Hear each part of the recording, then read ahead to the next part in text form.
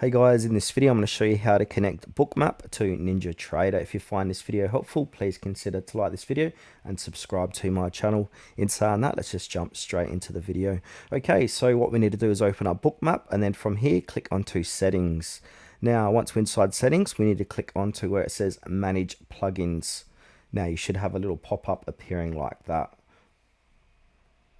Now under Bookmap Connect, we want to scroll down and look for NinjaTrader. So it's going to be alphabetical order. So go ahead and find NinjaTrader. Here it is here. So you want to go ahead and install this. So depending on your license, you might not be allowed to download and install it because I've got the free version. But if you're using the paid, you're going to be allowed to install that plugin. Now once you've done that, you want to exit out of that, click onto connections, and we need to click onto configure. So this way your connections are going to appear like so. Now from here, we want to go ahead and click on that add connection button, and then here it will say platform Bookmap data. Click onto that and then scroll down and look for. Now once you've gone ahead and added NinjaTrader by finding it here, we want to go ahead and server location, set that price format and click OK, and then that's going to go ahead and connect Bookmap to NinjaTrader.